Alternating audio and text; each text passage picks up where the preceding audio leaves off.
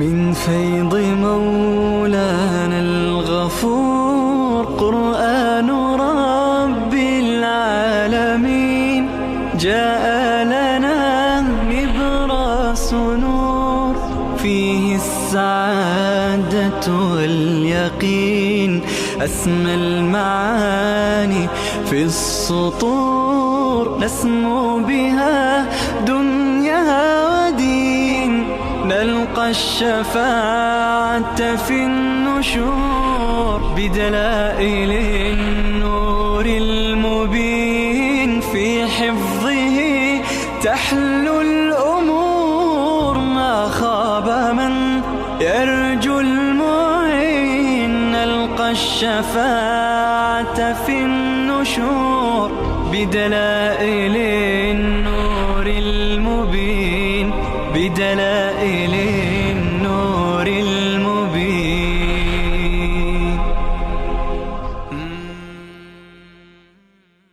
أعوذ بالله من الشيطان الرجيم.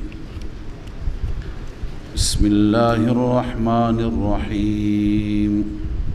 وجاوزنا ببني إسرائيل البحر ما عبور دادیم بنی اسرائیل را از دریا اینا گذشتن. فاتوا علی قوم الان ناسپاسی بنی اسرائیل را ببین چقدر این قوم ناشاکر است.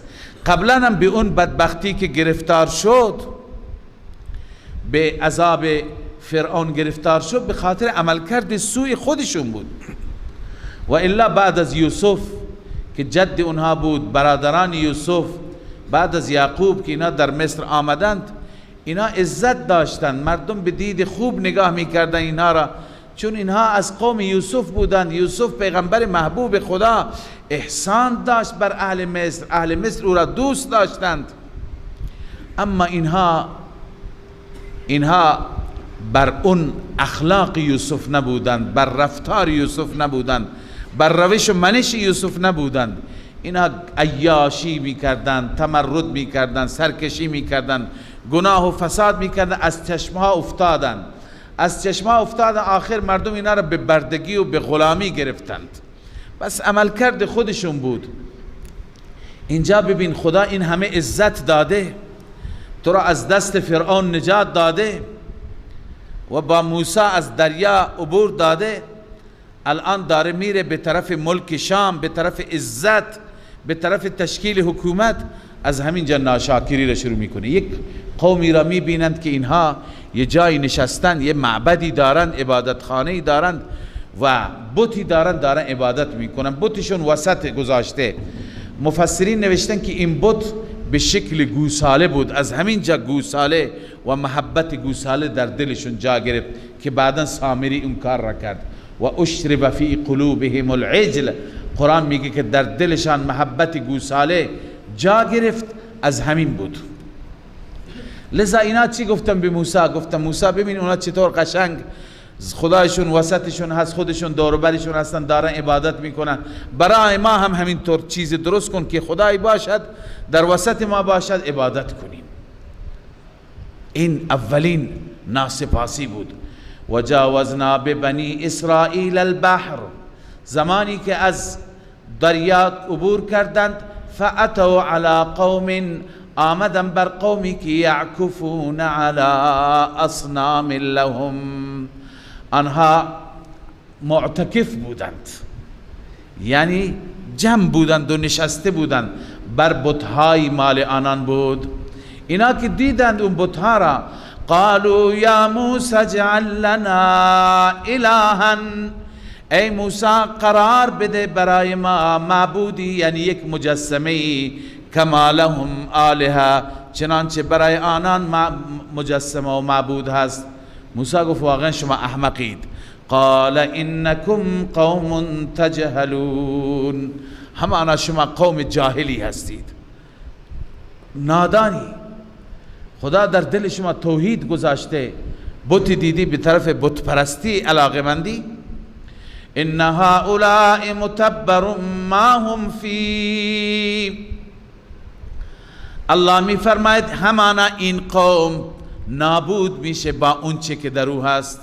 اینا با همه خدایان خودشون و با همه معبدهایشون نابود میشند. و باطل ما كانوا یعملون، این عملی که آنها انجام میدن عملشون باطله، عملشون پوچه، بی ارزشه.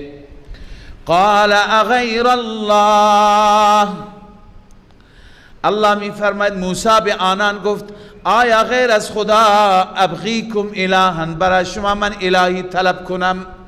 به غیر از الله من الهی دیگر برای شما تلاش کنم، در حالی که الله چقدر شما را عزت داد. و هو فضلکم علی العالمین، اون ذات فضیلت داد شما را بر عالمیان، بر جهانیان. و باز الله تعالی در تایید موسی علیه السلام می فرماید ای بنی اسرائیل ناسپاس، ای بنی اسرائیل ناشاکر، من شما را نجات ندادم از دست فرعون؟ چه ستمی، چه ظلمی بر شما بود. الان باید در عوض اون نعمتها، اون احسانات، به جای سپاسگزاری بیاید شرک کنید، بیایید با من شریک قرار بدهید. چه ظلمی بزرگی، چه ستم بزرگی. و اذ انجیناکم من آل فرعون، زمانی که من نجات دادم، ما نجات دادیم شما را از آل فرعون، با فرعون، از آل فرعون شما را نجات دادیم. اونو چیکار میکرد شما را؟ یسومونکم سوء العذاب، میچشانید شما را عذاب بد، بدترین عذاب را به شما میداد. چه عذابی میداد؟ یقتلون ابناءکم و یستحیون نساءکم، اولاد شما را میکشتند، دختران شما را زنده نگه میداشتند. این دو عذاب است، یکی بچه ها را، مردها را کشتن، زنها را نگه داشتن. برای کسانی که غیرت دارند، حیا دارند، این عذاب دوم از اولی سخت‌تر است، که انسان بمیرد ناموسش به دست دیگران بماند. لذا اینها از زنهای بنی اسرائیل کار می گرفتند، کنیز خود قرار می دادند. بسیاری از افراد از وقتی که می بینند در خطر دشمن هستند، اول زن خودشون را خودشون می کشند که بعد از کشتن ما به دست دشمن نیفتد. لذا الله می فرماید چه ستمی بر شما می کرد. و فی ذالکم بلاء من ربکم عظیم، در این ما قبلا خواندیم بلا دو معنا داره، یکی امتحان، یکی نعمت. در عذاب دادن او امتحان بزرگی از جانب رب بود که شما را چی میکرد؟ عذاب میداد، شما را میکشت، دختران شما را میگذاشت. یا اینکه و فی ذالکم، در این نجات، بلاء من ربکم عظیم، یعنی نعمت عظیمی بود. خدا بر شما این همه لطف کرد، این همه احسان کرد، الان میخواهید بری بتی را عبادت کنید؟ چقدر شما ناشاکرید، چقدر شما ناسپاسید. لذا این اولین ناسپاسی یهودی ها بود. بعد از این ادامه دارد که اینها با موسی چی کردند و چگونه دل موسی را پرخون کردند. امروز هم بدترین انسانهای روی زمین همین یهودند، همین بنی اسرائیل، اونهایی که به خود هم رحم نکردند، به پیامبران خودشون هم رحم نکردند. لذا امروز از اینها هیچ انتظار خوبی نباید داشت. وواعدنا موسى 30 ليلة وأتممناها ب10 فتم ميقات ربه 40 ليلة. وقال موسى لأخيه هارون اخلفني في قومي وأصلح ولا تتبع سبيل المفسدين. آنچه که در آیات گذشته خواندیم، بعد از تمرد و سرکشی های متعدد و فراوان، خدای تعالی فرعون را و آل فرعون را، لشکریان فرعون را غرق کرد و نابود کرد، بنی اسرائیل را نجات داد. موسی علیه السلام اکنون سر و کارش با امت اجابت است. قبلا فرعون بود، امت دعوت بود، حال امت اجابت، که متاسفانه امت اجابت هم کوتاهی زیاد داشت، ضعف و مشکل زیاد داشت. اولینش را در درس دیروز خواندیم. به محض اینکه یک قومی را دیدند، قوم بتپرستی را دیدند که دارند گوساله را می پرستند، اینها علاقمند شدند که برای ما هم مثل اینها خدایی باشد که ما بپرستیم. از موسی تقاضا کردند اجعل لنا الها کما لهم آلهه. موسی علیه السلام سرزنش و توبیخ کرد و فرمود اینها هلاک میشند، اینها را خدای عزوجل مؤاخذه می کند و اینها به خاطر این عمل شرکشان مورد قهر و خشم خدای تعالی هستند. حال موسی علیه السلام بناست که بره کتاب خدا را و تورات را تحویل بگیرد. خدای تعالی وعده داده بود قبلا که من دشمن شما را هلاک می کنم، از بین می برم، شما را از دشمن نجات می دهم و بعدا به شما کتابی می دهم. لذا بعد از اینکه اینها از دریای سرخ، از دریای قلزم رد شدند به طرف صحرای سینا، که این صحرا را صحرای عرب هم میگویند، به طرف صحرای سینا رفتند و در صحرای سینا وقتی که پا گذاشتم، صحرای سینا صحرای بسیار طویل و عریض هست، بیابانی هست، اونجا هیچی نیست، نه آبی نه علفی، تا به امروز یک صحرای خشک و خالی هست. اونجا بنی اسرائیل بر موسی منت گذاشتند، گفتند موسی اینجا نه آب داریم، نه غذا داریم، نه خانه داریم، نه سایه داریم، چطور اینجا زندگی بکنیم؟ از صحرای سینا بنا بود که عبور بکنند، بروند به طرف شام. لذا موسی علیه السلام از خدای عزوجل آب خواست. در سوره بقره خواندیم اذ استسقى موسی لقومه. موسی در اینجا هم امروز هم ان شاء الله اگر برسیم به اونجا میخوانیم که موسی آب خواست. ببینید در این صحرا خدای عزوجل چقدر بر اینها لطف کرد، ولی مع الاسف این قوم ناسپاسی بود.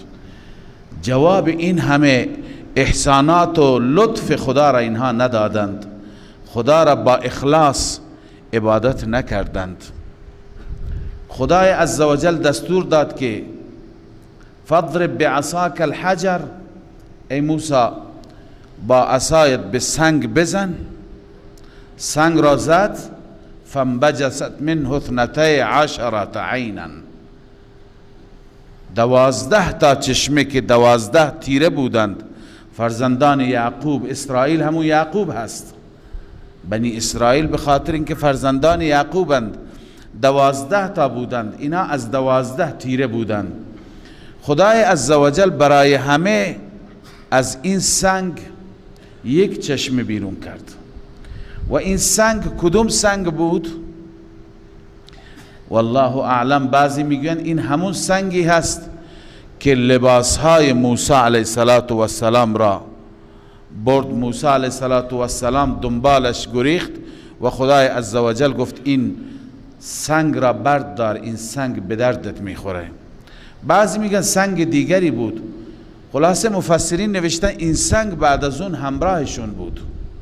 هر جا می رفتند نیاز به آب داشتند، سنگ را می گذاشتند، خدای تعالی از درون سنگ آب می داد.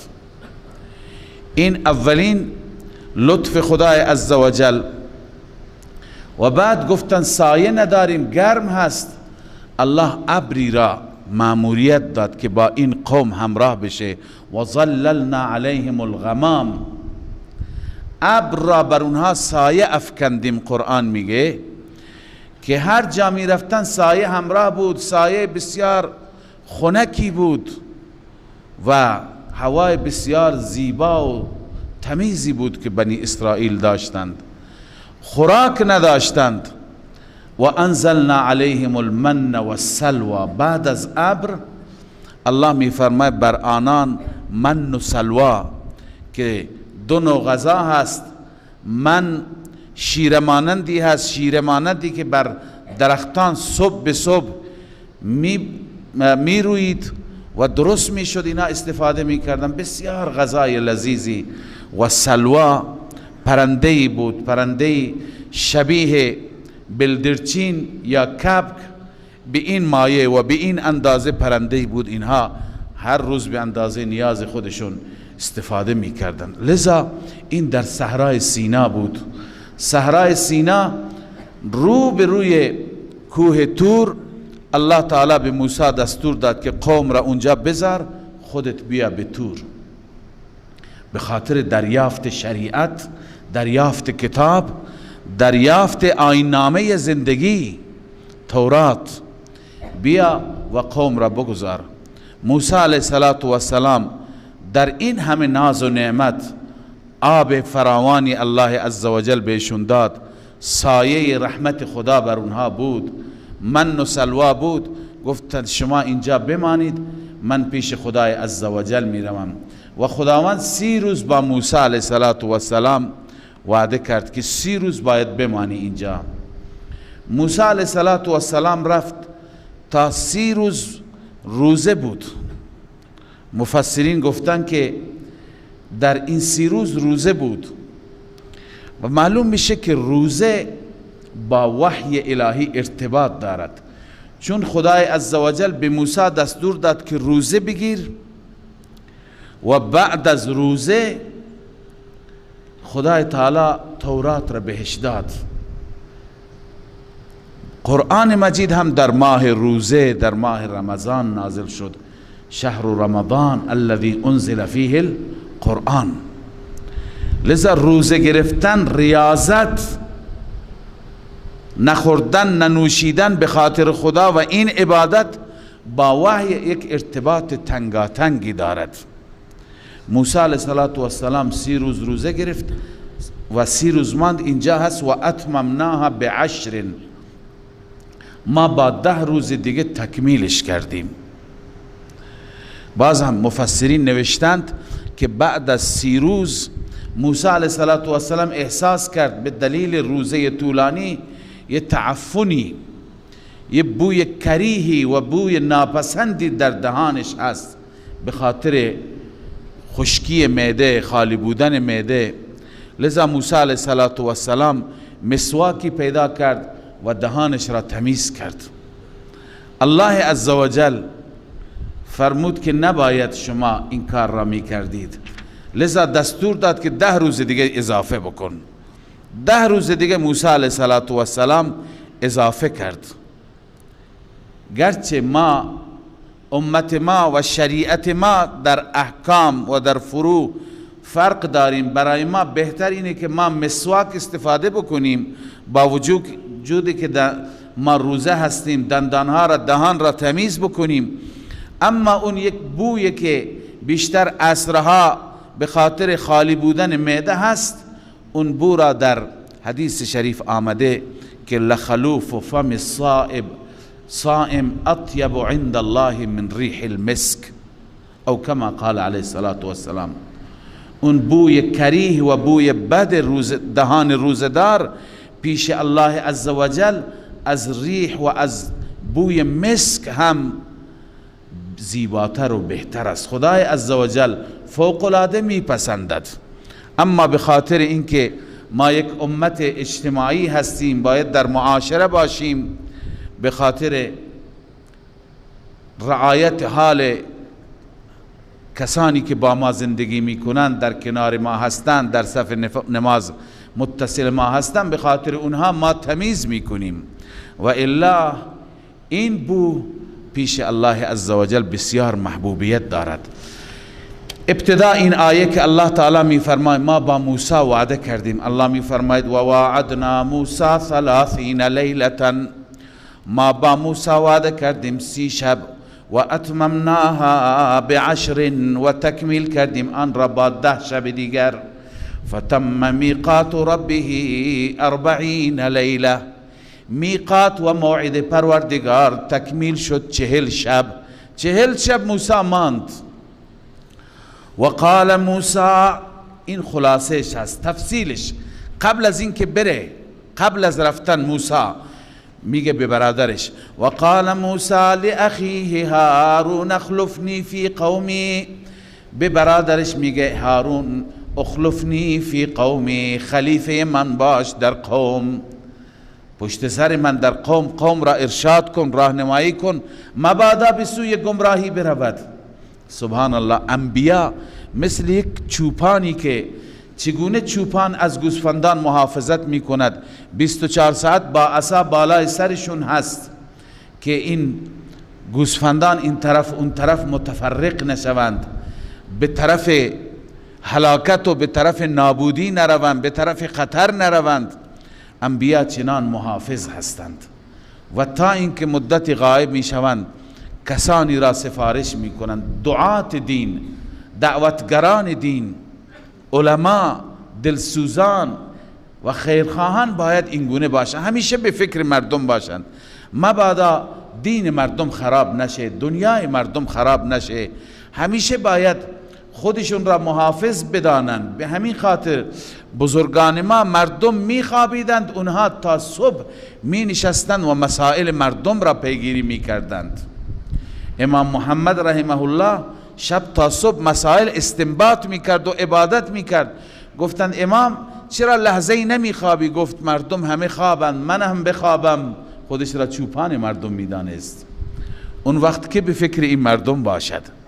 لذا باید چنان دلسوزی باشد که موسی علیه السلام دارد که به هارون میگه اخلفنی فی قومی، در قوم من خلیفه من باش و اصلح، به اصلاح ادامه بده، کار اصلاحی بکن، سعی بکن همیشه مردم به سوی عبادت، طاعت، ذکر، یاد خدا بار بار یادآوری کن. بعضی وقت مردم ناراحت میشن، میگن چرا اینقدر تبلیغ، چرا بار بار، چرا هر نماز؟ ولی باید بار بار یادآوری کرد، بار بار گفت تا فراموش نکند کسی. تذکر خوبه، و ذکر فإن الذکر تنفع المؤمنین ولا تتبع سبیل المفسدین. موسی هم خبر داشت در این قوم مفسدین هستند، به هارون گفت ببین راه مفسدین را نبری، دنبال نکنی، پیگیری نکنی. خود موسی علیه السلام اونجا رفت، اونجا اتفاق دیگری برای موسی افتاد. اون چی بود؟ ولما جاء موسی لمیقاتنا و کلمه ربه، زمانی که موسی رفت برای میقات، موعدی که با رب، با ما کرده بود، الله می فرماید با خدا داشت. و کلمه ربه، الله عزوجل در اون موعد با موسی کلام کرد، با موسی سخن گفت. کلام رب العالمین کیفیتش را الله بداند، چنان شیرین بود، چنان لذت بخش بود و چنان موسی را به وجد در آورد که موسی علاقمند شد یک قدم جلوتر بره. گفت خدایا اگر ممکن هست به من نشان بده خودت را، میخواهم ببینم. مشتاق دیدار شد، علاقمند زیارت ربش شد. قال رب ارنی انظر الیک، ای رب به من نشان بده، من ببینم تو را، تماشا کنم تو را چگونه هستی. الله فرمود قال لن ترانی، هرگز مرا نمی بینی، ممکن نیست در این دنیا منو ببینی. ولكن انظر الى الجبل، اما نگاه بکن به اون کوه، نگاه کن. اشاره کرد به کوه کوچکی که در کنار تور بود. به اون کوه نگاه کن. فان استقر مکانه، من ذره از جلال بر اون می اندازم.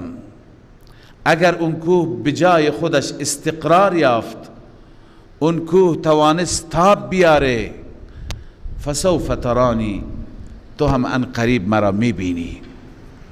الله عزوجل جلوه کوچکی از جلال، نه اینکه خود خدا را ببیند، جلوه کوچکی از جلال بر کوه انداخت، بر کوه القا کرد. کوه تکه تکه شد، کوه نتوانست تحمل کند، نتوانست تاب بیارد. الله می فرماید فلما تجلی ربه للجبل، زمانی که تجلی فرمود رب برای کوه، جعله دکا و خر موسی صعقا، اون کوه را تکه تکه کرد، ریزه ریزه کرد. موسی هم اینجا افتاد صعقا، بیهوش شد، از حال رفت. سبحان الله، الله بهتر میداند چه جلالی بود، چه عظمتی بود. فلما افاق، زمانی که موسی افاقه کرد، زمانی که بهوش آمد، قال سبحانك تبت الیک، تو پاکی خدایا، من به تو رجوع کردم، من توبه کردم از این خواسته ای که مطرح کردم، دیگه مطرح نمی کنم. و انا اول المؤمنین، من اولین مؤمن هستم. خب موسی از قبل مؤمن بود، اولین مؤمن هستم به لنترانی. اینه بنویسن طلاب، به لنترانی، به این که خدا گفت مرا نمی بینی، من اولین کسی هستم که ایمان دارم که واقعا در دنیا نمیشه تو را دید. اینجا من در پرانتزی مطلب کوتاهی را عرض کنم، بعد جلوتر انشاءالله میریم. اون اینه که آیا دیدار الهی ممکن هست یا نه؟ بسیاری از گروه‌های اسلامی مثل معتزله، خوارج، روافض، اینا معتقدند که خدا را نمیشه دید، نه در این دنیا نه در اون دنیا. دلیلش همینه، یکی از دلایل همینه که قابل رؤیت نیست. دوم اینکه اگر خدا را ببینیم باید یک جهتی باشد، یک سمت و سوی باشد، بگیم این جهت نگاه بکن. لازم میآید برای خدای عزوجل جهت، شرق، غرب، چپ، راست، بالا، پایین، در حالی که خداوند از جهات پاک است، از حد و محدودیت پاک است. بنابراین خدای تعالی قابل رؤیت نیست.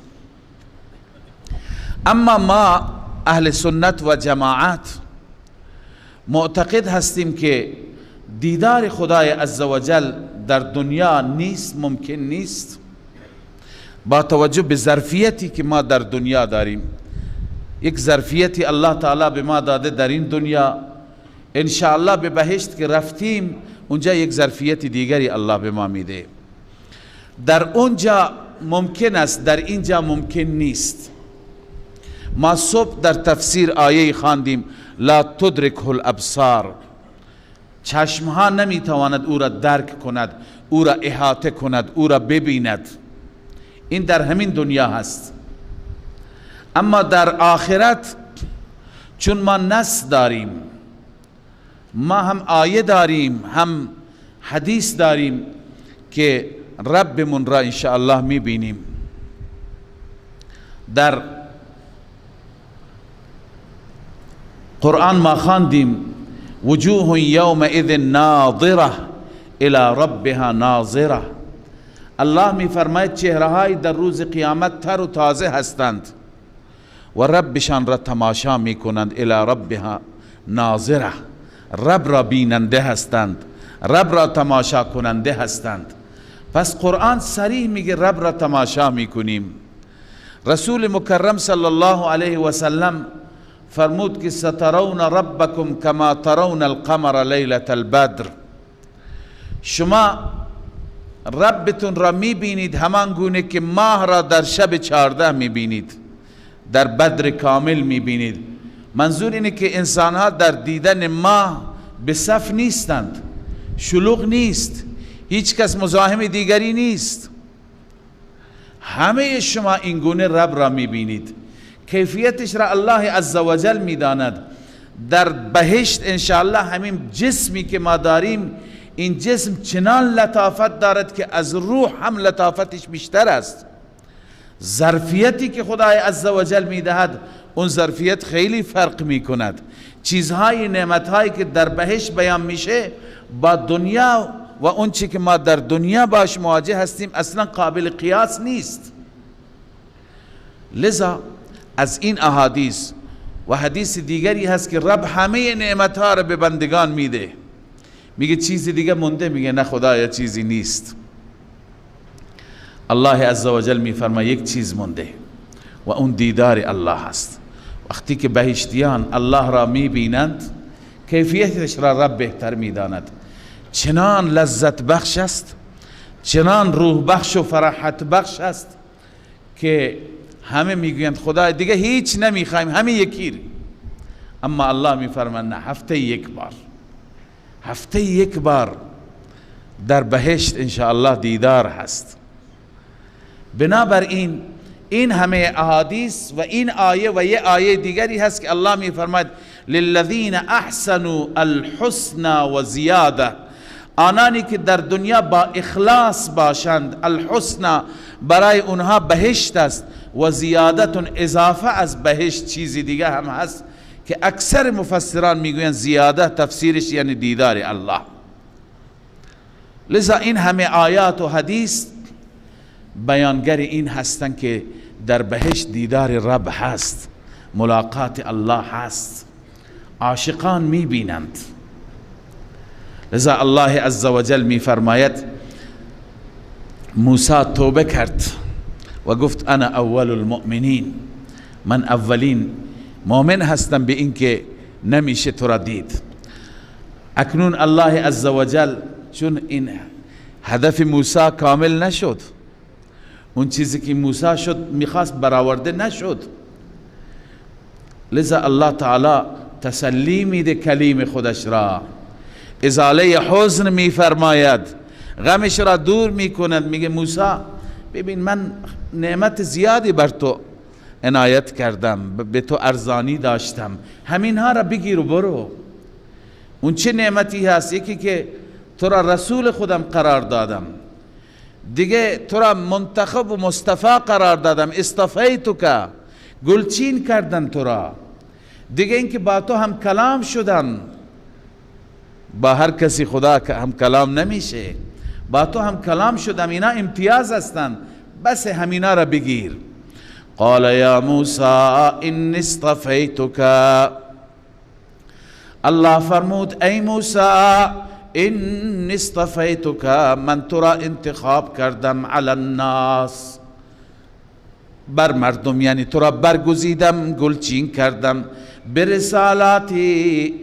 رسالت من، یعنی رسول من قرار گرفتی، پیامبر من قرار گرفتی، و بکلامی، و بکلام من، با من این شرف کلام را حاصل کردی. لذا موسی فخذ ما آتیتک، بگیر آنچه که به تو دادم. تفسیر قرطبی نوشته اقنع بما آتیتک، هرچی به دادم قانع باش دیگه بسه. انسان حریص است بر دیدار الله دیگه، قطعا این یک آرزوی بزرگی بر دل موسی ماند که الله عزوجل چنین تسلیش میده، چنین غمش را دور میکند. فخذ ما آتیتک، بگیر ای موسی آنچه که من به تو دادم، و کن من الشاکرین، از شاکرین باش، سپاسگزاران باش، برو شکر کن بر همین نعمت ها، برو و الان به قومت برس. و کتبنا له فی الالواح، الله عزوجل در این آیه فضیلت تورات را بیان می فرماید، چه کتابی بهش دادیم. در این الواح می فرماید و کتبنا له فی الالواح من کل شیء موعظة، الله می فرماید موعظه هر چیز را، پند و اندرز هر چیز را ما نوشته بودیم، و تفصیلا لکل شیء، تفصیل هر چیز را، تفصیل هر چیز منظور هر چیزی که در دنیاست، مفصلش را در تورات ننوشته، هر چیزی که نیاز بود. بنویسید استغراق اضافی، استغراق حقیقی نیست. همه چیزها را در تورات ننوشته بود، هر چیزی که ضروری بود، نیاز به اونها بود. لذا ای موسی فخذها بقوت، با قوت بگیر. با قوت یعنی با همت، سستی نشان مد. وحی الهی را، کتاب خدا را انسان باید با قوت بگیرد. یا یحیی خذ الکتاب بقوه. به یحیی هم گفته شد که کتاب را یعنی انجیل را با قوت بگیر. به موسی هم میگه تورات را با همت قوی باش. وامر قومک، قومت را هم دستور بده که یأخذوا باحسنها، احکام زیبایش را بگیرد. احسن قید اتفاقی است، یعنی احکام زیبا، احکام جالبی که در این هست بگیر. سأریکم دار الفاسقین. اینجا خدای عزوجل یه وعده دیگه به بنی اسرائیل میده که اگر شما به تورات خوب عمل کردید، ان قریب من شما را نشان میدهم دار فاسقین را. دار فاسقین یا مصر بعضی گفتن، یا عمالقه که بیت المقدس را فتح کرده بودند. منظور اینه که اونها را از اونجا میرانم، بیرون میکنم و شما را حاکم میگردانم. سأصرف عن آیاتی الذین یتکبرون فی الارض بغیر الحق. همیشه در مقابل کتاب خدا، وحی خدا، کسی میتونه که استفاده ببره که انابت داشته باشه، ضد داشته نباشه، تواضع داشته باشه، تکبر داشته نباشه. لذا الله عزوجل محرومین از هدایت را اینجا راهنمایی میکنند. کسانی که دارای این صفات باشند اونها بهره نمیبرند. سأصرف عن آیاتی الذین یتکبرون فی الارض بغیر الحق. الله میفرماید میگردانم از آیات من، یعنی منحرف میکنم، منصرف میکنم از آیات خودم. الذین یتکبرون فی الارض بغیر الحق، کسانی که تکبر میکنن در زمین بنا حق. آیا تکبر به حق هم داریم؟ بله، تکبر به حق مال اون متکبری است که حق او هست و اون فقط الله است. بقیه هرچه تکبرن تکبر بنا حق است. فإن التكبر انما حق الله تعالى فمن تكبر ممن دونه يكون بغیر الحق. تکبر حق خداست، هر کسی تکبر کرد تکبر بنا حق است، بغیر حق است. پس اونهایی که بغیر حق تکبر میکنند اونها از آیات من بهره نمیگیرند، مستفید نمیشوند، محروم میمانند و اونها بر دلشان مهر جباریت میخورد، مهر محرومیت میخورد. و این یروا کل آیت لا یؤمنوا بها، هر آیه را ببینند ایمان نمی آورند. هر نشانی، دیروز خواندیم فرعون بر اونها طوفان آمد، جراد، قمل، ضفادع، دم، اینا همه هر یک آیات مفصلات بودند، همه اینها دلیل بودند، ایمان نیاوردند. چون وقتی که مهر محرومیت و جباریت بخورد دیگه محروم. و این یروا سبیل الغی یتخذوه سبیلا، اگر راه گمراهی را ببینند اون را به عنوان راه میگیرند. ذلك بانهم كذبوا آیاتنا و كانوا عنها غافلین. علت محرومیت را الله میفرماید یک، تکذیب آیات من، دو، غفلت از آیات، توجه نکردن به آیات، بی پروایی نشان دادن نسبت به آیات. اینها از آیات بهره نمیگیرند. همیشه وقتی که آیات خدا خوانده میشه، آیات خدا گفته میشه، باید با توجه کرد، التفات کرد، سبب هدایت ما میشه.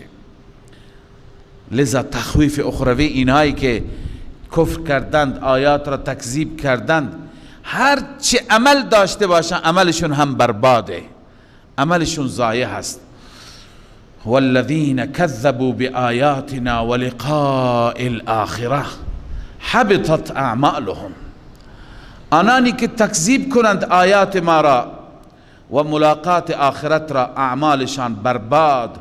هل یجزون الا ما كانوا یعملون، اینها پاداش داده نمیشود مگر آنچه که عمل کردند، یعنی ناشاکری، ناسپاسی، پاداش ناشاکری که عذاب است.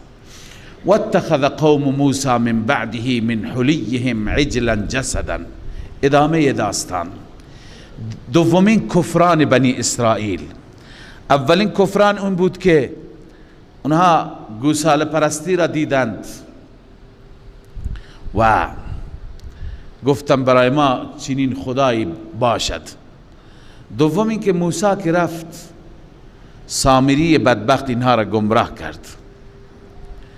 ببینید پیغمبر خدا چه زجری کشید، از ابتدا تا پایان همهش با این قوم درگیر بود و با این قوم پریشان. لذا موسی علیه السلام رفته کتاب هدایت را بیارد.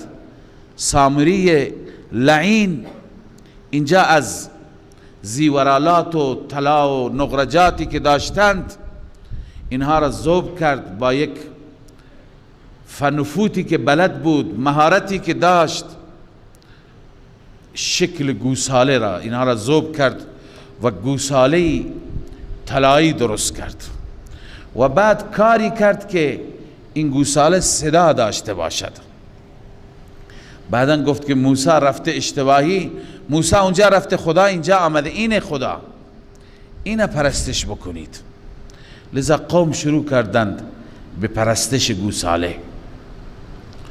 اولا در رابطه با صدایش عرض کنم که له خوار، این صدا دلیلش چی بود؟ بعضی از مفسران گفتند که این چیز خاصی نبود، به شکلی درست کرد که از یک جهت هوا، وقتی که هوا و باد بهش میخورد اصابت میکرد، یک قسمتی دیگه سوراخی بود که از اونجا این هوا خارج میشد، صدای به صورت طبیعی هست. مثالی که گفتن مثل این که گفتن یک ظرفی باشد در دست ما در بیابان باشد، مثل آفتابه که در دست شما گاهی در بیابان است، هوا میوزد، از یک طرف هوا میزند، از طرف دیگه اگر آب کمی کمتر داشته باشد از طرف دیگه هوا خارج میشه و سوت میکشد. لذا چنین درست کرد سامری، سوت میکشید، صدا میداد. قرآن گفته له خوار، فقط صدا داشت. اما بعضی دیگه مفسران معتقدن که نه، این یک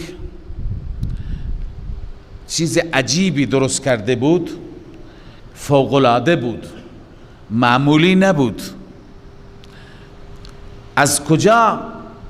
در قرآن داریم که موسی علیه السلام به سامری وقتی که او را سرزنش کرد، او را توبیخ کرد، گفت از کجا این کار را کردی؟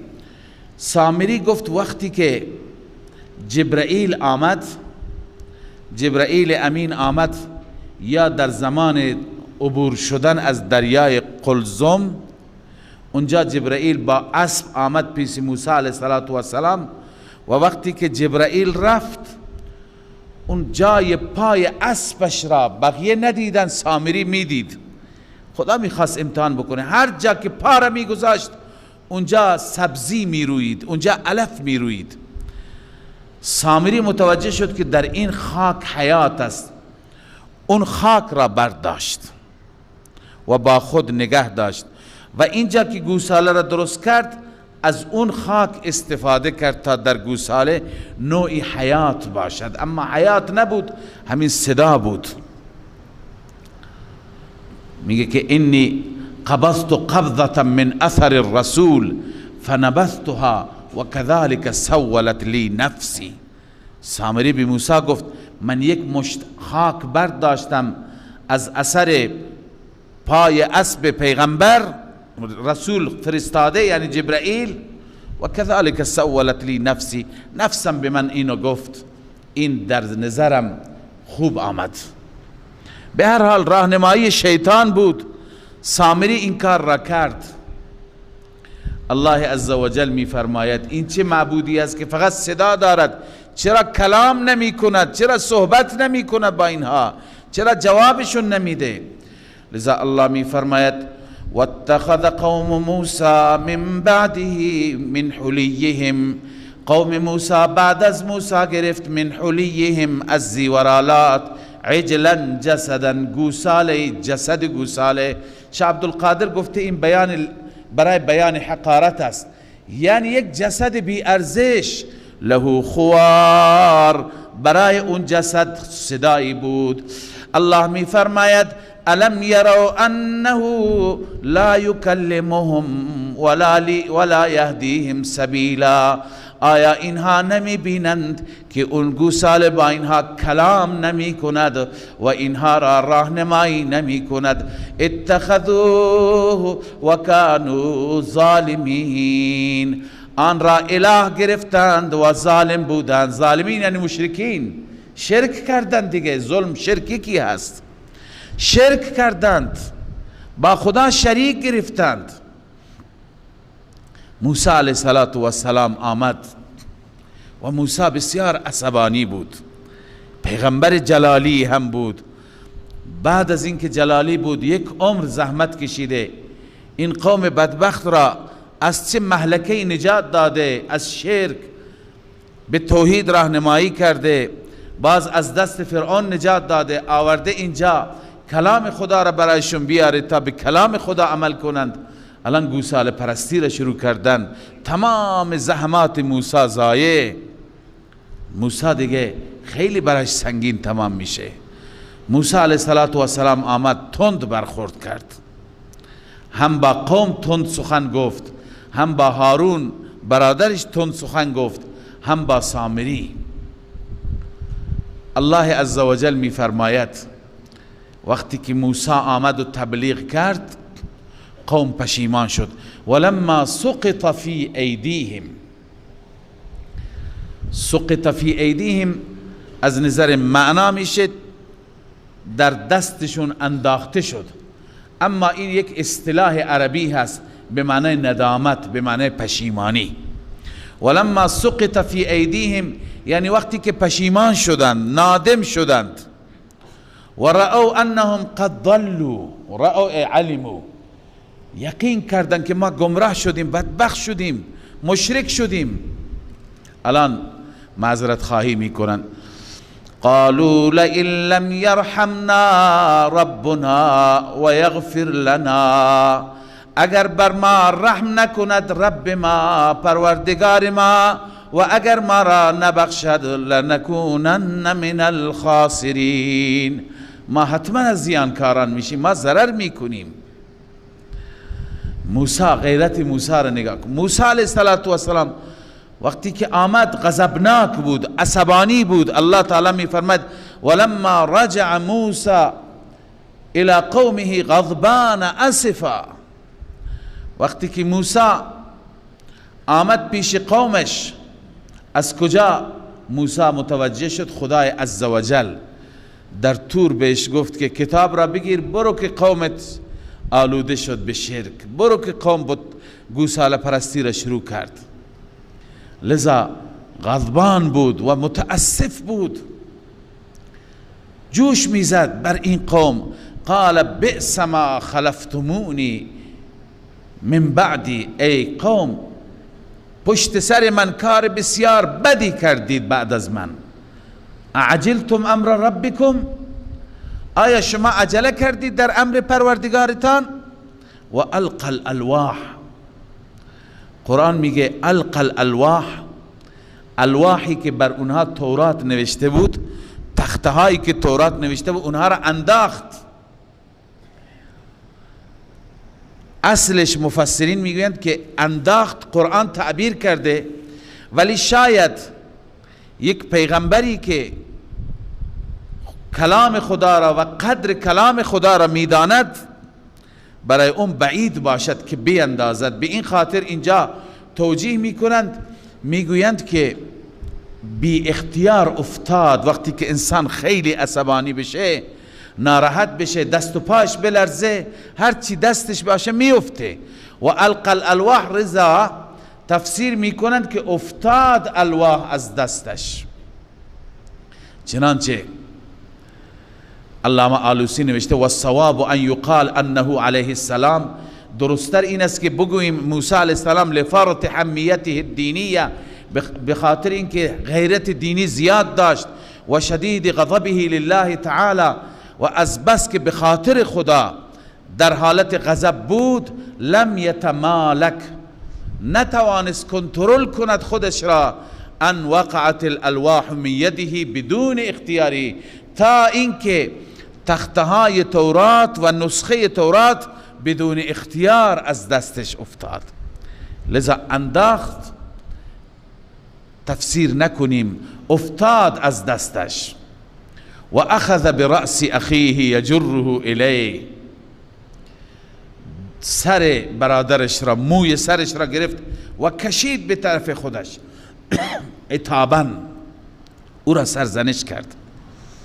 از آیه دوم معلوم میشه که یک دست موسی به سرش بود و یک دست دیگه به ریش هارون بود، چون که اونجا هست هارون گفت یا ابن ام لا تأخذ بلحیتی ولا برأسی، ای فرزند مادر سر من و ریش من نگیر، حرف من گوش کن، من کوتاهی نکردم.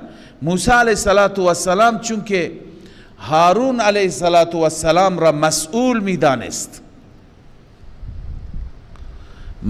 میدانست و معتقد بود که باید هارون جلوگیری میکرد، جلوشون را میگرفت، ولی وقتی که هارون برایش تعریف کرد، موسی از جانب هارون مطمئن شد که هارون کوتاهی نکرده. هارون به اندازه‌ای جلوی قوم ایستاد، به اندازه‌ای تند رفت، به اندازه من کرد اونها را که میخواستن هارون بکشند. دیگه آخر خطر جان هارون بود. و کادو یقتلوننی، نزدیک بود مرا بکشند.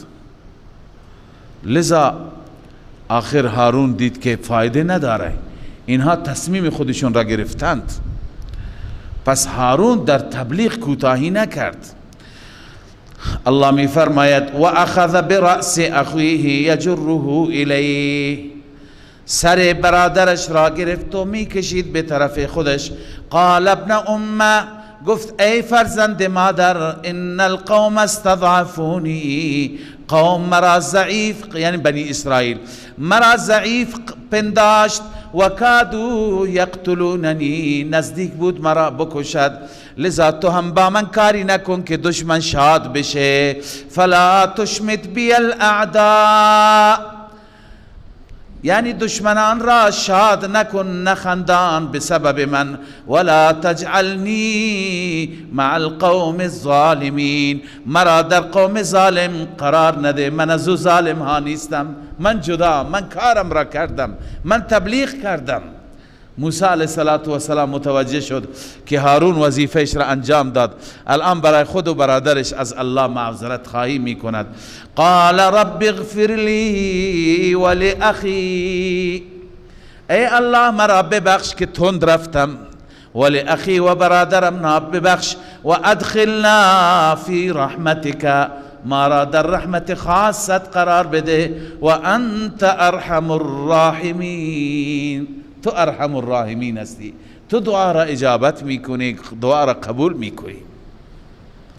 لذا بعد از اینکه موسی علیه السلام آرام گرفت، الله عزوجل فرمود که سزای جزا و کیفر این ناسپاسی، این شرک، این گوساله پرستی ذلت خواهد بود در دنیا، و خدای عزوجل اونها را مؤاخذه می کند یا اینکه توبه بکنند. الله می فرماید ان الذين اتخذوا العجل، بدون شک کسانی که گرفتن گوساله را اله، اتخذوا العجل الها، همیشه مفعول دوم مقدر است. سینالهم غضب من ربهم، ان قریب غضبی از جانب رب آنها را میگیرد، و ذلت فی الحیات الدنیا، و ذلتی در زندگی دنیا آنها را میگیرد. و کذالک نجزی المفترین، الله سنت الله را بیان میفرماید که سنت الهی و روش الهی این است که ما کسانی که بر ما افترا بگویند این چنین به کیفر اعمالشان میرسانیم.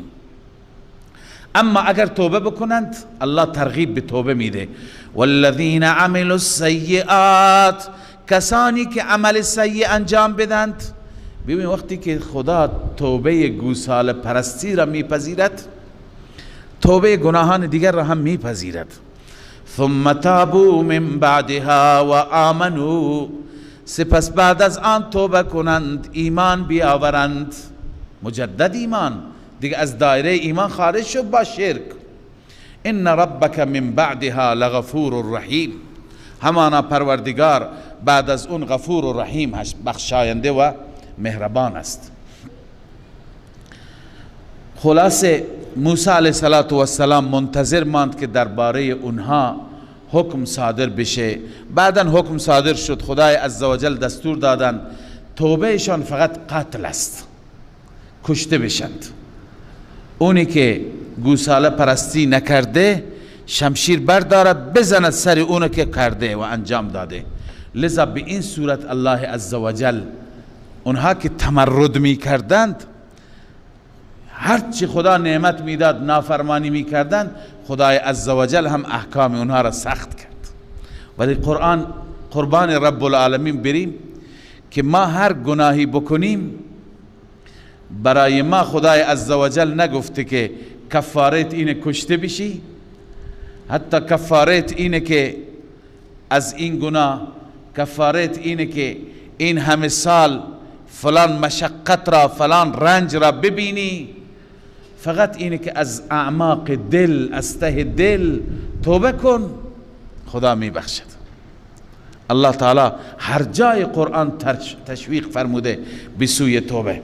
لذا برای اونها تورات را الان موسی تشریح کرد. ولما سکت عن موسی الغضب، وقتی که غضب موسی، خشم موسی فروکش کرد، ساکت شد یعنی فروکش کرد، پایین آمد. اخذ الواح تورات را و تخته های تورات را و نسخه تورات را گرفت. و فی نسختها، الله فضیلت تورات را بیان می فرماید، در اون نسخه تورات هدن هدایت بود و رحمتا رحمت بود. هدن علما و رحمتا عملا، یعنی کسی میخواست راه را بدوند هدایت بود و کسی میخواست که عمل بکند بر اون رحمت بود برش. اما برای چه کسانی؟ للذین هم لربهم یرهبون، یعنی مستفیدین، کسانی که برای پروردگار و از پروردگار می ترسند. یرهبون یعنی یخافون، کسانی که می ترسند، برای اونها هدایت و رحمت بود.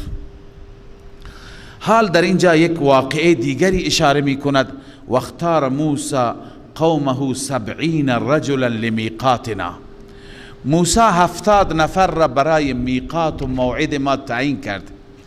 این 70 نفر چرا تعیین شدند؟ دو قول داریم در این باره. قول اول اینه که 70 نفر که عبادت نکرده بودن گوساله را، اینها را موسی علیه السلام برای معذرت خواهی به کوه تور برد. اینها رفتند اونجا که عذرخواهی بکنند و از طرف قوم، به نمایندگی از قوم بگویند که قوم اشتباه کرد. اینا مختار بودند، یعنی برگزیده ها بودند، بهترین ها بودند. وقتی که اونجا رفتند، اونطوری که در روایات هست، یه ابر سفیدی بود که همه از زمین تا آسمان همه جا را گرفته بود. موسی گفت وارد این ابر بشید و به سجده بیفتید و معذرت خواهی بکنید. اینها اونجا رفتند و به سجده افتادند، عذرخواهی کردند و با رب هم کلام شدند. خدای عزوجل هم با اونها سخن گفت. پس برای معذرت خواهی آمده بودند. سخن دوم و قول دوم که شما در سوره بقره خواندید اینه که بعد از این که تورات نازل شد، بنی اسرائیل در این که واقعا کتاب خدا هست با موسی علیه السلام بحث کردند و نپذیرفتند. گفتم ما خودمون باید بشنویم خدا به ما بگه که این کلام من است. موسی علیه السلام گفت خب نماینده تعیین کنید. 70 نفر نماینده تعیین کردند. بعضی گفته اینا همون 70 نماینده هستند. اینا رفتند اونجا که رفتند همون حالت وارد ابر شدند. خدای عزوجل با اونها کلام کرد، گفت که این کتاب من است، این هدایت و رحمت است، در این دنیا زندگیتون خوب میشه، در اون دنیا زندگیتون خوب میشه، قبول کنید. اینها وقتی که کلام خدا را شنیدند گفتم موسی ما قبول نمی کنیم تا وقتی خدا را نبینیم. انکار کردند. الله عزوجل به خشم و غضب آمد که این امتیازی که به اینها داده به هیچ یک از انسانها نداده بود، نه قبل از اونها نه بعد از اونها. لذا الله عزوجل از بالا صاعقه فرستاد یا از پایین زلزله باعث شد که همه اینها در جا مردند. این 70 نفر سرید شدند، کشته شدند. موسی علیه السلام پریشان شد، گفت خدایا تو این قوم را میشناسی، الان که من پیششان برم میگویند که نماینده های ما را، بهترین های ما را بردی کشتی، اون وقت کلام تو را قبول نمی کنند، اونا بر میگردند کفر میکنند. خدایا از تو میخواهم التجا میکنم اینها را دوباره زنده کن. الله عزوجل دوباره زنده کرد. اینها آمدن اینجا به قوم گفتند بله کلام خداست. اما در تفسیرها نوشته یه چیزی اضافه کردن، گفتن خدا اختیار داده، هر کسی تونست عمل کنه، هر کسی نتونست عمل نکنه. آخر وقتی که احکام تورات را نگاه کردن گفتن که مشکله، سخته، ما عمل نمی کنیم. اینجا بود که خدای عزوجل کوه تور را که باز هم در آیات بعدی میخوانیم، کوه تور را بلند کرد. و اذ نتقنا الجبل فوقهم، ما تور را از ریشه برداشتیم بالای سر قرار دادیم، کانه ذلت مثل سایه بود. خدا گفت عمل میکنی یا لهتون بکنم زیر این کوه. بعدا همه توبه کردن، به سجده افتادن، گفتن ما عمل میکنیم. خب این ادامه این قوم ناسپاس هست. واختار موسی قومه 70 رجلا لمیقاتنا، اختیار کرد موسی از قومش 70 نفر برای موعد ما. فلما اخذتهم الرجفه، زمانی که رجفه زلزله آنها را گرفت، آنها نابود شدن به سبب عذاب الهی. قال رب لو شئت اهلكتهم من قبل و ایای، موسی گفت بار الها اگر میخواستی هلاک میکردی قبل از این اینها را و مرا، قبل از این ما را میکشتی بالغرق او بفرعون، همونجا غرق میکردی، همونجا با فرعون میمردیم. ولی اینجا نه، اتهلکنا بما فعل السفهاء منا، بار الها آیا ما را هلاک میکنی به اونچه که این احمقها، این بی عقلها انجام دادند. ان هی الا فتنتک، نیست این مگر ابتلاء تو، امتحان تو. تضل من تشاء بها من تشاء، تو گمراه میکنی به وسیله این، به وسیله امتحان هر کسی را که بخواهی. و تهدی من تشاء، و هدایت میکنی هر کسی را میخواهی.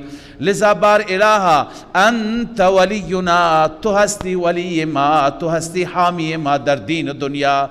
فاغفر لنا، ما را ببخش، وارحمنا، بر ما رحم کن، و انت خیر الغافرین، تو بهترین بخشاینده هستی. لذا ببخش و از کوتاهی اینها درگذر باش. و باز دعای موسی هنوز ادامه دارد. واکتب لنا فی هذه الدنیا حسنه، برای ما در این دنیا هم نیکی بنویس، یعنی ثواب بنویس، دخول بهشت بنویس. و فی الاخرة انا هدنا الیک، و در آخرت هم بنویس. در این دنیا حسنه بنویس، حسنه دنیا بنویس ایمان و طاعت، حسنه آخرت بهشت و ثواب آخرت. ربنا آتنا فی الدنیا حسنه، بعضی همین تفسیر کردن که در دنیا به ما حسنه بده یعنی ایمان و طاعت بده، توفیق بده. و فی الاخرت حسنه، بهشت و ثواب بده. علی ای حال در دنیا هم برای ما حسنه بنویس، ایمان و طاعت بنویس، در آخرت هم بنویس. انا هدنا الیک، ای انا تبنا الیک، خدایا ما توبه میکنیم، ما رجوع میکنیم، دیگه از این اشتباهات نمیکنیم، بار دیگر اینها را زنده بگردان. الله عزوجل دعای کلیمش را پذیرفت، این قوم دوباره زنده شدند، الله تعالی اونها را فرستاد. اما خدای عزوجل فرمود که یک قانون بیان کرد، قال عذابی اصیب به من اشاء و رحمتی وسعت کل شیء. سبحان الله، اینجا الله عزوجل هم درباره عذابش صحبت می کند، هم درباره رحمتش صحبت می کند. فرق را شما ببینید، جمله بندی را ببینید چه تفاوتی دارد. عذابی اصیب به من اشاء، عذاب من به عذابم مبتلا می کنم کسی را که بخواهم. فی بعض الاحیان، در بعضی از اوقات، در بعضی اوقات هر کس را بخواهم معلوم میشه که همه را عذاب نمیدم. اما و رحمتی وسعت کل شیء، رحمت من در بر گرفته هر چیز را، یعنی رحمت الله بی پایان است. رحمت الله چی هست؟ احاطت من البر والفاجر والمؤمن والکافر. در دنیا میبینی نیک، بد، مؤمن، کافر، مشرک، منافق، همه از رحمت خدا استفاده میکنند، همه نان میخورند، همه رزق روزی، همه سلامتی، همه تندرستی، همه امکانات. پس وسعت کل شیء، تفسیر قرطبی گفته عموم العین لا نهایت له، من دخل فیها لم تعجز منه. رحمت من چنان هست که نهایت ندارد، هر کسی وارد رحمت بشه دیگه پایان ندارد، عاجز نمیشه.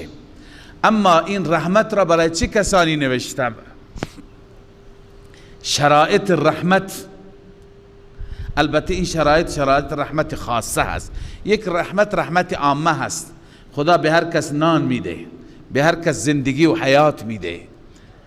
رحمت خاصه الله می فرماید فساکتبها للذین یتقون، می نویسم رحمتم را برای کسانی که یتقون، تقوا.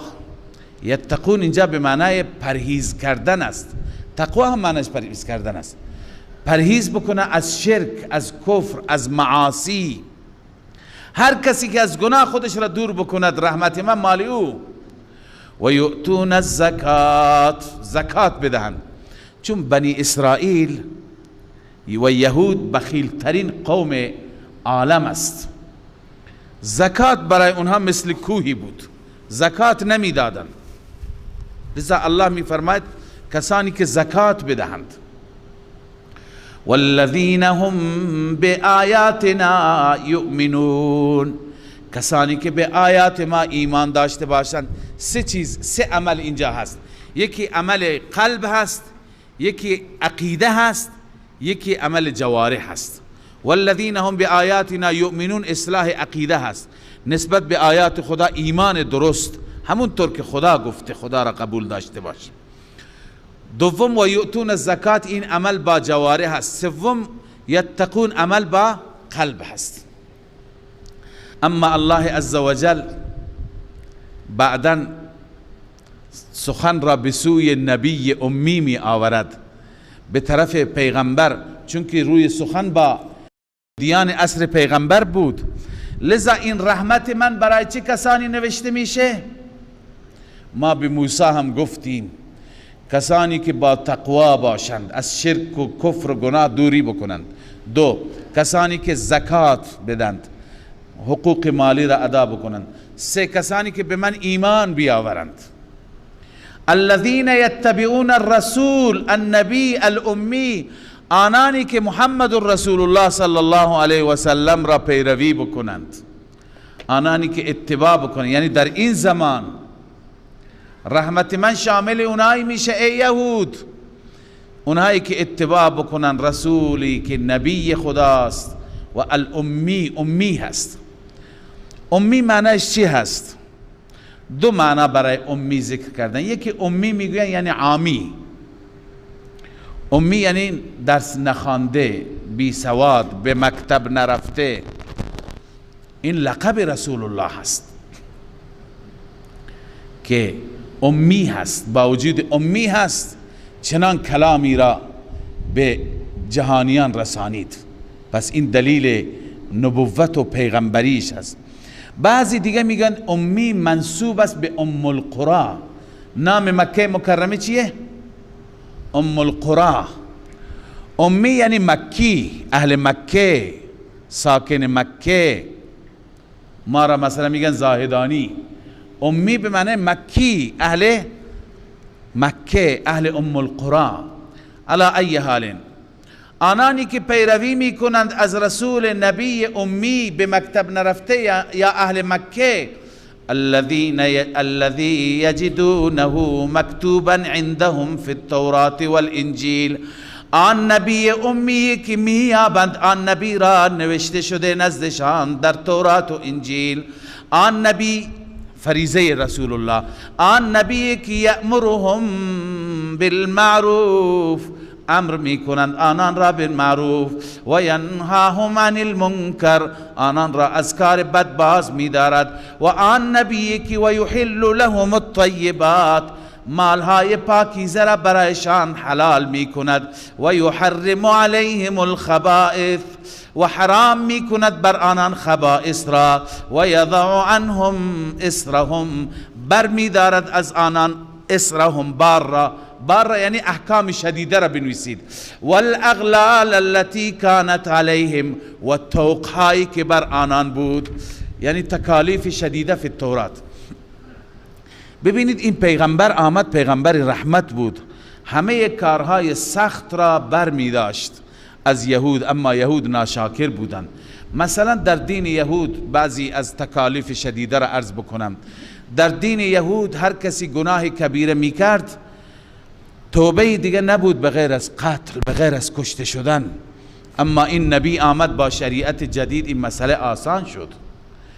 در دین یهود اگر بدن جای نجس می شد، راهی برای پاکی نبود. لباس اگر نجس می شد، راهی برای پاکی نبود، با آب شسته نمی شد، مگر باید قیچی می شد، قطع می شد و نجاست دور انداخته می شد. اما این مسئله با آمدن این نبی حل شد. در دین یهود گوشت شتر و همچنین چربی های گوسفند، چربی های داخل شکم و بسیاری از پرندگانی که پنجه داشتند، اینها حرام بود. اما با آمدن این نبی همه اینها حلال شد. پس این پیغمبر آمده تمام طوقها را، تمام زنجیرها را، تمام بارهای سنگین را از اونها بر می دارد. لذا رحمت من در صورت شامل شما میشه که شما بیایید پیرو این نبی امی باشید. الان الله عزوجل رمز موفقیت را بیان میفرماد. این هم برای یهودیان است، هم برای ما هست. 4 چیز اینجا خدا بیان فرموده. 4 چیز اگر داشته باشیم رستگاریم. همین 4 چیز کل دین هست. فالذین آمنوا به، آنانی که ایمان بیاورند به این نبی امی. اولین چیز ایمان. دوم وعزروه، و او را احترام بگذارند، محبت بکنند. رسول الله را از خودشون، از پدرشون، از قوم و قبیلهشون بیشتر دوست داشته باشند. هیچ وقت هیچ یکی از شما مؤمن نمی توانید باشید حتی که من محمد محبوب تر باشم از مالش، حب الیه من والده و ولده و الناس اجمعین، از پدرش، از فرزندش، از همه مردم. لذا دومین چیز عزروه، محبت، احترام. محبت رسول الله ما را نجات میده. هر اندازه که عشق بیشتر باشد، محبت بیشتر باشد، و محبت با درود شریف، همیشه درود بخوانیم محبت بیشتر میشه، شوق و علاقه بیشتر میشه. و سوم و نصروه، و او را یاری کنند، اونهایی که او را یاری کنند، دینش را منظور، نهضتش را، مسیرش را یاری کردن. در زمان رسول الله خوشا به حال صحابه در اون زمان بودند، با مال و جان یاری کردند، شمشیر برداشتند، در کنار رسول الله بودند، مال هر چی داشتند تقدیم می کردند. عثمان با 300 تا شتر، یک روزی با 700 تا شتر، عبدالرحمن ابن عوف با 100 تا شتر، بقیه صحابه هر کسی به قدر وسع خودش، ابوبکر صدیق با تمام سرمایه‌ای که دارد، عمر فاروق با نصف سرمایه، هر یکی به نوعی یاری می کند و همه اینها هم یکی بعد از دیگری اکثرشون شهید می شوند در راه رسول الله و به خاطر اهداف رسول الله. لذا یاری ما هم اینه که ما هم با مال و با جان از دین رسول الله، از تعلیم رسول الله، از پیام رسول الله، از تبلیغ رسول الله حمایت کنیم. دو چیز، یکی تعلیم، یکی تبلیغ، این دوتا را حمایت کنید. در تبلیغ هم یادگیری سنت رسول الله است، در تبلیغ هم نشر سنت های رسول الله است، نشر پیام رسول الله است، انسانها را با توحید آشنا کردن، انسانها را به سوی نماز فراخواندن، انسانها را از منکر فاصله دادن. در تعلیم هم تعلیم قرآن است، تعلیم سنت رسول الله است. رسول الله میفرماید بعثت معلما، من به عنوان یک معلم فرستاده شدم. لذا از این دو قشر حمایت کنید. کسانی که تعلیم، در راه تعلیم قدم برداشتند، کسانی که در راه تبلیغ، هر نوع حمایت. بهترین حمایت جانی است. خودتون برید تشکیل بشید، یاد بگیرید، بخونید، نشر کنید، این حمایت است. یا اینکه با مال حمایت کنید، همونطور که صحابه هم با مال حمایت کرده، هم با جان حمایت کرد. لذا الله می فرماید سومین چیز، اونایی که میخواهند رحمت خدا شامل حالشون بشه، و نصروه، و او را یاری کنند، واتبعوا النور الذی انزل معه. چهارمین چیز، کسانی که پیروی کنند نور را، آن نوری که نازل شده همراه رسول الله، یعنی آنانی که پیروی کنند قرآن را، به قرآن عمل کنند. به قرآن عمل کن میشه همونی که خدا گفته. اینهایی که این صفات را دارند چی؟ اولئک هم المفلحون. الله میفرماید اینا رستگارند، اینا کامیابند.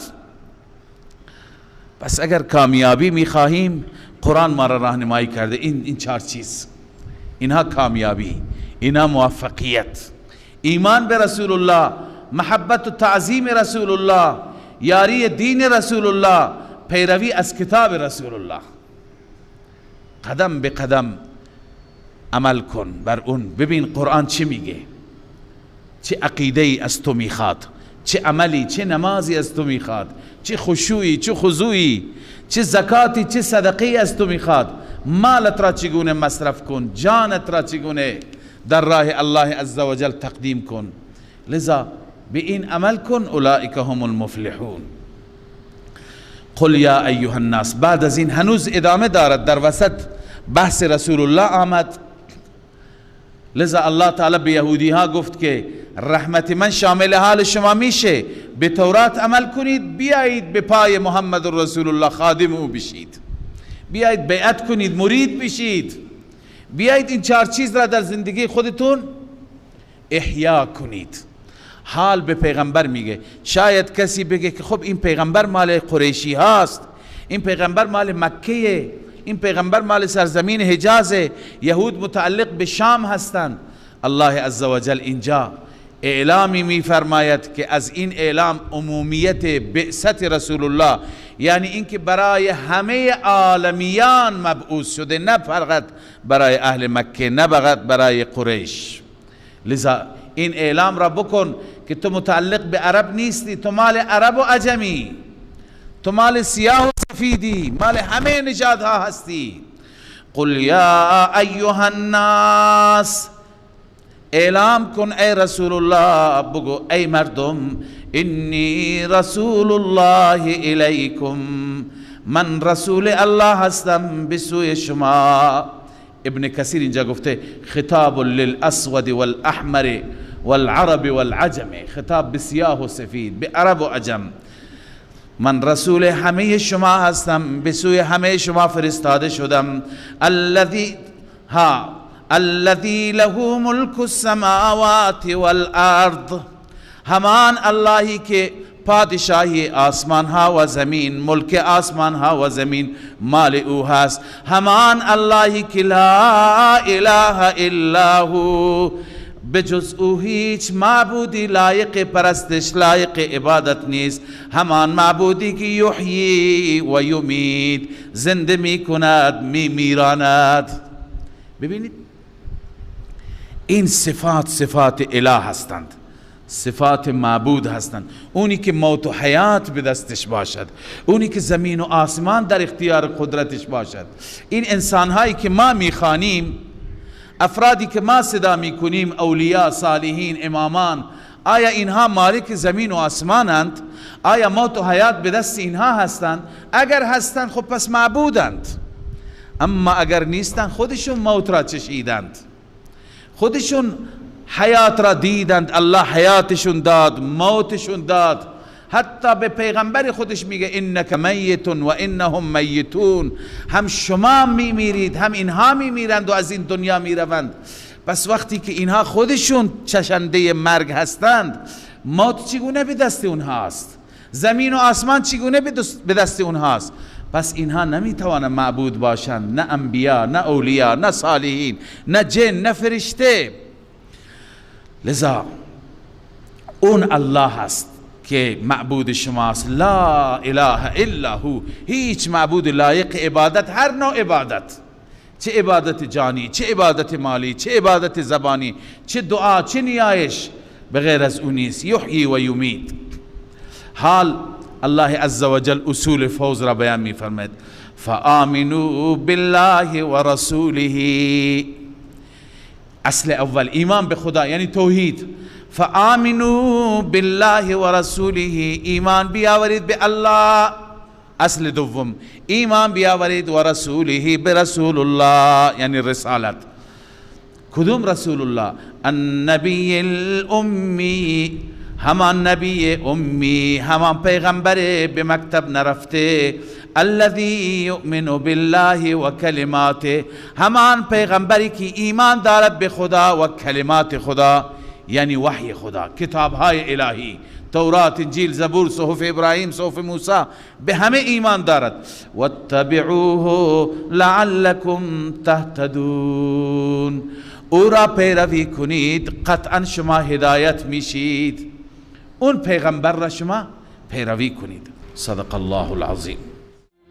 من فيض مولانا الغفور قرآن رب العالمين، جاء لنا نبراس نور فيه السعادة واليقين، أسمى المعاني في السطور، نسمو بها دنيا ودين، نلقى الشفاعة في النشور، بدلائل النور المبين، في حفظه تحلو الأمور، ما خاب من يرجو المعين، نلقى الشفاعة في النشور، بدلائل